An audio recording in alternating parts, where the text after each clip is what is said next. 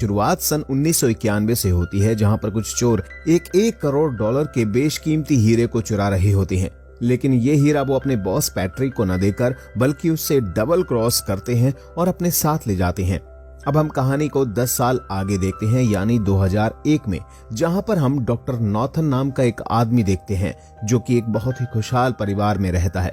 उसकी खूबसूरत सी बीबी है और प्यारी सी बेटी है जिसके साथ वो बहुत अच्छा टाइम स्पेंड करता है। उसकी बीबी और बेटी भी उससे बहुत ज्यादा प्यार करते हैं। जब भी नॉथन हॉस्पिटल से घर आता है तो उसकी बेटी हमेशा उसे देखकर छिप जाती है ताकि उसके डैड उसे ढूंढे।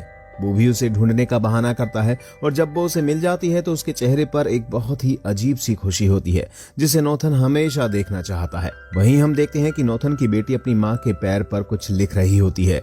दरअसल उसकी वाइफ का एक्सीडेंट हुआ था, इसलिए उसके पैर पर प्लास्टर लगा हुआ था।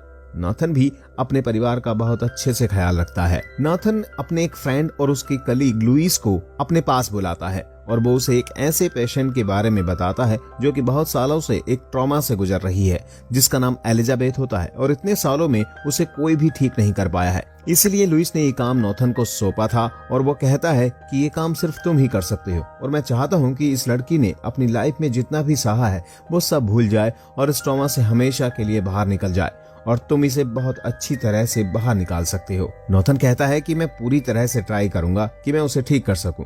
इसके बाद नॉथन पहली बार एलिजाबेथ से मिलता है जो कि बेहद डिस्टर्ब दिखाई देती है और एलिजाबेथ कहती है कि मैं तुम्हें कुछ भी नहीं बताऊंगी। ये सुनकर उसको बड़ा अजीब लगता है और वो पूछता है कि क्यों नहीं बताओगी। इसके बाद एलिजाबेथ बिल्कुल शांत हो जाती है और वो उसके किसी भी सवाल का जवाब नहीं देती। नॉथन उसकी हालत देखकर समझ जाता है कि वास्तव में ये बहुत सालों से डिस्टर्ब है। ये किसी ऐसे ट्रॉमा से गुजरी है जो इसके दिमाग में पूरी तरह से बैठ गया है। इसके बाद नॉथन अपने घर पर जाता है जहां पर उसे अपनी बेटी कहीं भी नहीं मिल रही होती है। साथ ही उसकी वाइफ ये बताती है कि वो भी उसे काफी समय से आवाज लगा रही है, लेकिन उसकी बेटी ने उसे पलटकर जवाब नहीं दिया है। इसके बाद नॉथन उसे चारों तरफ ढूंढता है, लेकिन वो उसे कहीं भी नहीं दिखाई देती।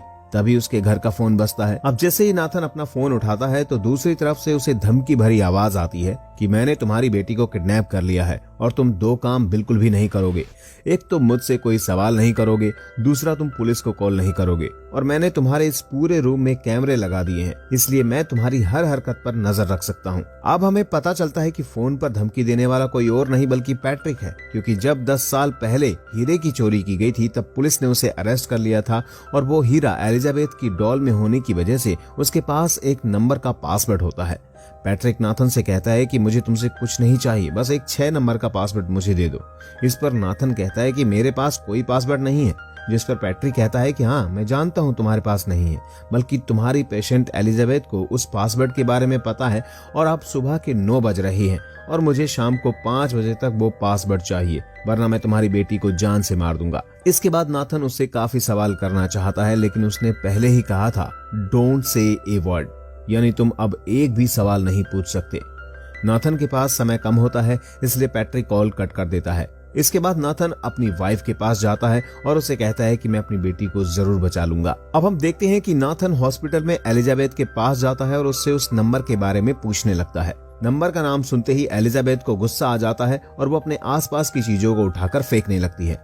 दरअसल जब 10 साल पहले हीरा या जेम को चुराया गया था तब एलिजाबेथ के फादर उस हीरे के साथ अपनी बेटी को लेकर भागना चाहते थे, लेकिन पैट्रिक के लोगों ने उसे पकड़ लिया था। इसलिए एलिजाबेथ के डैड उस हीरे को एलिजाबेथ की डॉल में छुपा देते हैं और जब पैट्रिक के लोग उसके डैड को टॉर्चर करते हैं तो वो उन्हें बता देता है कि हीरा कहाँ है।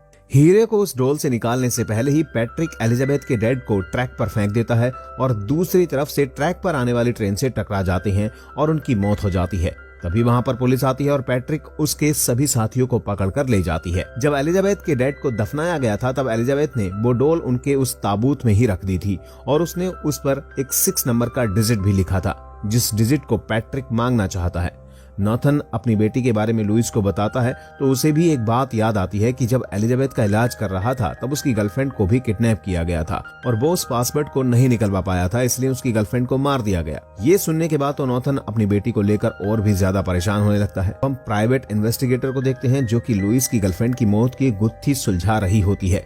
लुइस को जो भी पैट्रिक के बारे में पता था वो सारी इन्फॉर्मेशन प्राइवेट डिटेक्टिव को दे देता है, लेकिन वो अभी तक भी पैट्रिक के पास तक नहीं पहुंच पाई थी। अब दूसरी तरफ हम नॉथन की बेटी को देखते हैं जो कि किडनैपर से चीज सैंडविच खाने के लिए मांगती है। अब जैसे ही वो बनाने जाता है तभी उसकी बेटी एक खिड़की के पास जाकर बाहर देखती है कि वो तो उसी बिल्डिंग में है, लेकिन वो उसके ऊपर वाले फ्लोर पर थी, इसलिए वो जोर जोर से गाना गाने लगती है। तभी पैट्रिक वहां आ जाता है और उसे गाना गाते हुए देखकर वो अपने उस आदमी पर गुस्सा करने लगता है और उससे कहता है कि ये लड़की अपने परिवार को सिग्नल भेज रही है।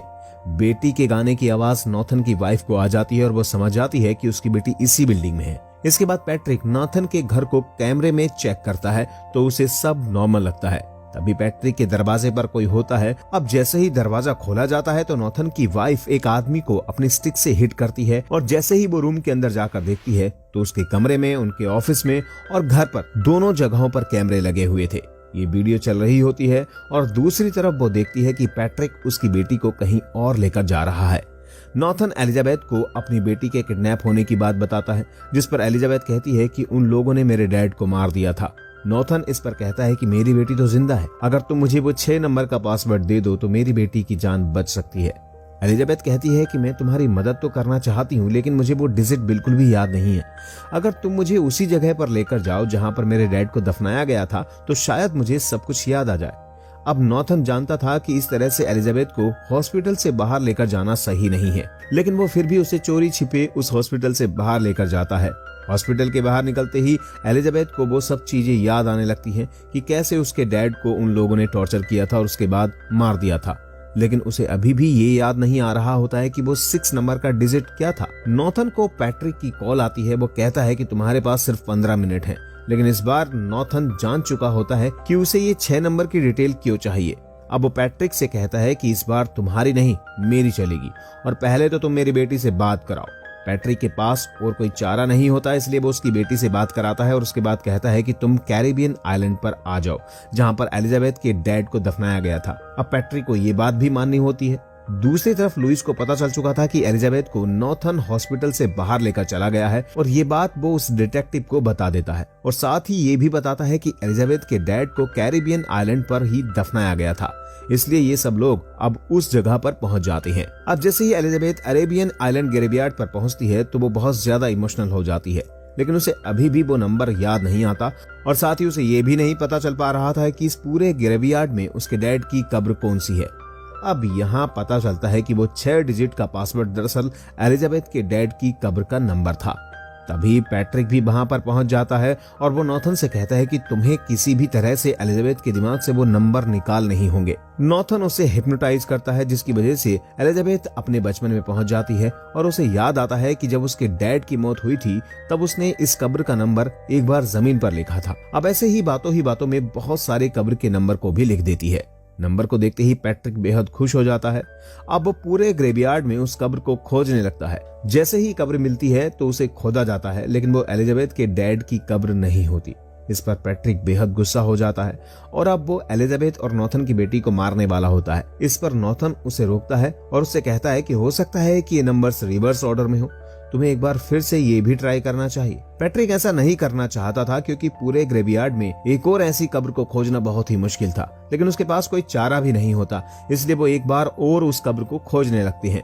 तो उन्हें खोजने से कब्र भी मिल जाती है और जैसे ही उसको खोदा जाता है तो उसमें एलिजाबेथ की डॉल मिल जाती है।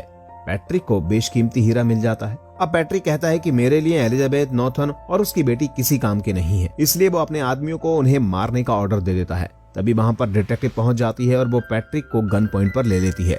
तभी हम देखते हैं कि पैट्रिक के आदमी डिटेक्टिव को शूट करके उसे घायल कर देते हैं और तभी नॉथन को मौका मिल जाता है और वो एक स्टिक से सभी लोगों पर हमला कर देता है और पैट्रिक के सभी आदमियों को मार देता है। उसके बाद उसे मारता है और उससे पूछता है कि क्या तुम्हारे लिए ये इतना बेशकीमती है कि तुम लोगों की जान ले सकते हो? तो वो कहता है हाँ, मेरे लिए कीमती है। इसके बाद नॉथन उस हीरे को छीनकर एक कब्र में गिरा देता है। अब जैसे ही पैट्रिक उस हीरे को लेने के लिए उस कब्र में कूदता है तभी नॉथन मिट्टी डालने वाली मशीन ऑन कर देता है और जिस वजह से पैट्रिक उस कब्र में ही दफन हो जाता है।